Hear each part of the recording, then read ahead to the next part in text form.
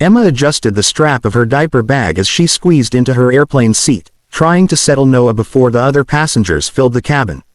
Flying alone with a toddler was never easy, but today felt heavier than most. She had barely slept the night before, her mind buzzing with doubts. Every step she took as a single mom felt like walking a tightrope without a net. Noah fussed softly, clutching his stuffed bunny. Emma shushed him with a gentle sway, brushing a strand of auburn hair from her face. She dug into her bag for his pacifier, determined to avoid a mid-flight meltdown. That was when it happened. Her fingers snagged on something inside, and a small photograph slipped free, fluttering to the floor like a fallen leaf. Emma didn't notice right away. She was too focused on Noah, murmuring a lullaby as he began to calm. But the man seated across the aisle noticed. He bent down, picked up the photo, and froze. It was a picture of Noah as a newborn, tiny, swaddled in a hospital blanket, his little features strikingly sharp even then. His eyes, wide and curious, mirrored someone else's too perfectly. The man's hand tightened around the photograph as if he had been struck. Slowly, he lifted his gaze. Emma finally looked up, her breath caught in her throat. Alexander Knight, her chest constricted. Of all the people in the world, of all the flights she could have taken, why him? Why now? He hadn't changed much, still tall, commanding, with dark hair that framed his chiseled face. The expensive suit, the confident posture, the aura of a man used to bending the world to his will, it was all there. But his eyes, oh, his eyes had always undone her. Sharp gray, now burning with shock as they darted from her face to the photo in his hand. For a long, agonizing moment, neither spoke. The noise of boarding passengers, the flight attendants giving safety instructions, it all blurred into a meaningless hum around them. Finally, Alexander's lips parted, his voice rough, as though pulled from somewhere deep. "You," he whispered, disbelief lacing every syllable. His gaze dropped back to the baby in her arms, then to the photograph again. "You were never going to tell me." The air in her lungs vanished. She had rehearsed so many versions of this moment in her head, late at night when loneliness pressed in. She had always told herself she was strong enough to keep walking away. That Noah was safer without Alexander's complicated world closing in around them. But face to face, there was no shield left to hide behind. Emma's fingers shook as she reached to snatch the photograph back, but Alexander didn't release it. His hand, strong and unyielding, clutched it like evidence of a crime. Emma's chest rose and fell in quick, uneven breaths.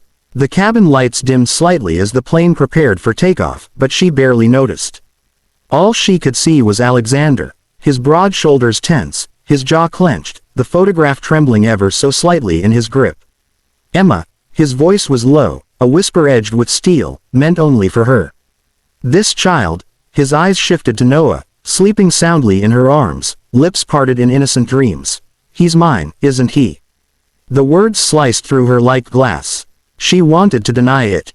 She wanted to look away, to pull the blanket tighter around Noah and shield him from the storm that was unraveling. But Alexander's gaze pinned her in place, unyielding, furious, yet laced with something deeper, hurt. Emma swallowed hard, her throat dry.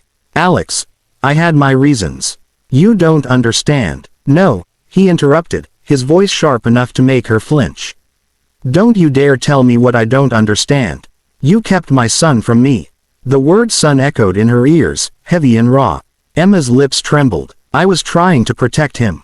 To protect us." Alexander leaned forward, closing the space between them until she could see the tiny crease between his brows, the same one she used to smooth away with her fingers on nights long ago. His tone dropped, softer but still burning.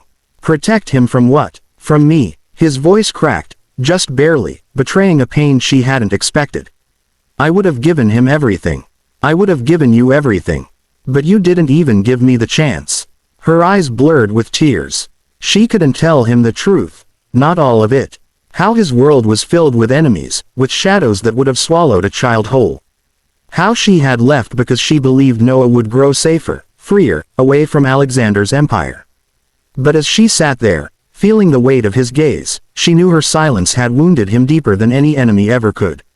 Around them, passengers shifted in their seats, sensing the tension.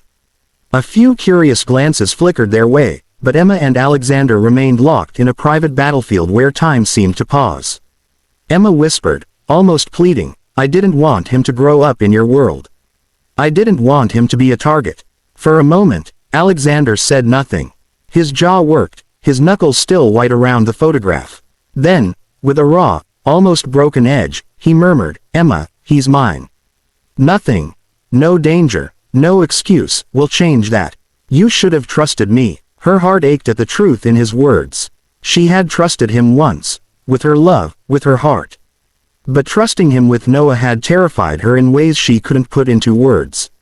Noah stirred in her arms, his tiny hand brushing against her collarbone. Alexander's eyes softened as he watched, the fury giving way to something far more dangerous, longing. For years, he had ruled boardrooms, commanded nations of employees, but this small boy breathing steadily in Emma's arms, was the one thing he had unknowingly built his life around. His legacy, his blood, his son. Emma looked at Alexander and knew this flight had changed everything. The secrets she'd buried for years were no longer safe. She couldn't keep running, and for the first time in a long time, she wasn't sure if she wanted to. Eyes, stormy with betrayal, locked onto hers, demanding an answer she wasn't ready to give. Her pulse pounded in her ears. Noah stirred softly in her arms, blissfully unaware that his entire future might have just changed, because fate had seated them side by side, 30,000 feet in the air, with nowhere to run.